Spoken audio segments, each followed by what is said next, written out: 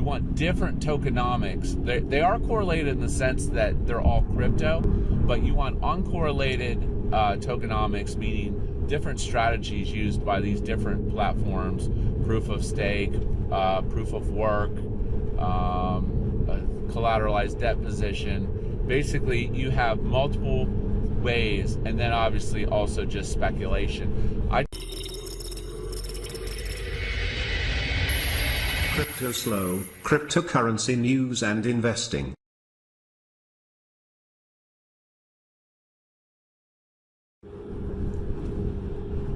CryptoSlo with more crypto gains. What's going on, guys? Happy Friday. Welcome to today's video. So what's going on today? Lots is going on today.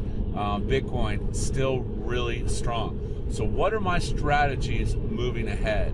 Well, you know, first and foremost, I think a really good lesson learned from the whole Dow and NASDAQ is, you look at the boomers right now. They're at an all-time level high.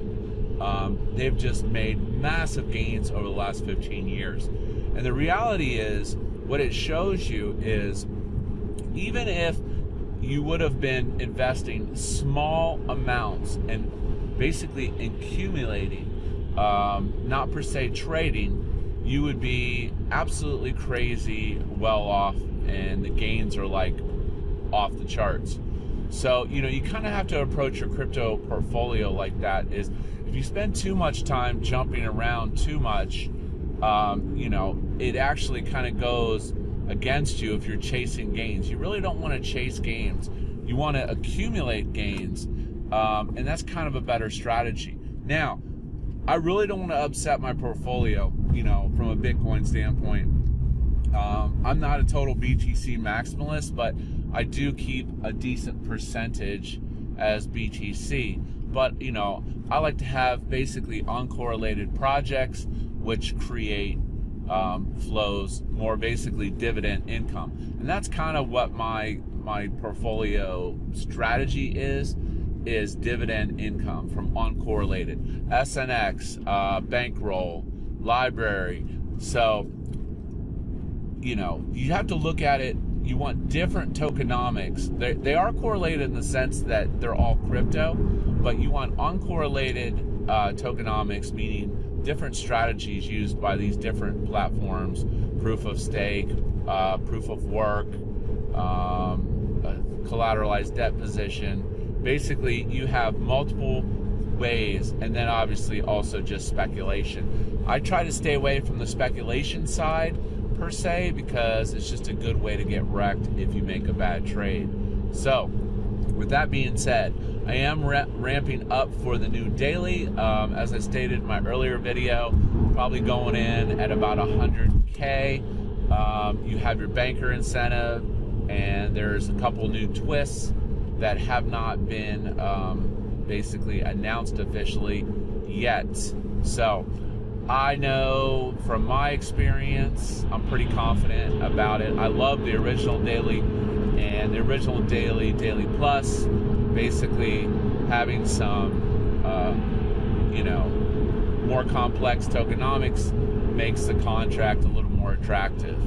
Now, that and ramping up my library a little bit, but I'm still trying to hold my positions. I said I was in Litecoin accumulation mode just because I like Litecoin from the sense that it typically goes up with BTC and holds a ratio. So it's kind of, I'm dumb not to have some Litecoins in my bag. So I've been taking my BetFury divs and putting those into Litecoin and just slowly accumulating a little stack of Litecoin as well. I've always liked Litecoin just for its speed. And the last run, it was over $400 a coin. So, do I think it could go back up there? It's possible, and probably probable if Bitcoin takes off. So, yeah. So I'm getting my stack ready for the daily. Where are those funds coming from? That's a great question. Now, what I'm not doing is pulling out of my other bankroll products like BT Boost or credits or my banker stack, because jumping from one thing to another really is disadvantageous, because the whole basis of bankroll kind of is DeFi, is time, and you're really selling your time if you sell one of those positions.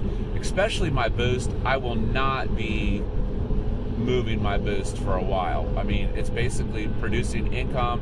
I ROI'd twice already on the network fees.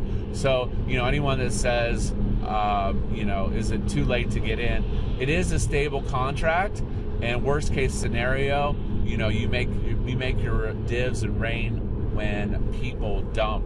So I'm not too worried about that. So we'll just keep that in place. So I'm going to reduce my SNX position a little bit. With the recent downturn in SNX, my cost average is about $1.10. So I can move a little bit of it with really minimal loss. So I am going to do that. SNX is a great project. I just kind of felt like I got a little rambunctious and overexposed to it.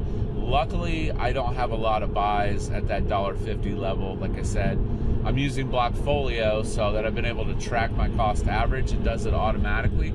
I recommend that if you don't already have Blockfolio. It's a great tool, because at any time you can click on profit loss and see where you're sitting, so whether or not you should make a move with a specific token or coin. So yeah, so I'm going to move. My collateralization level's looking pretty solid, so I'm going to reduce my SNX by about,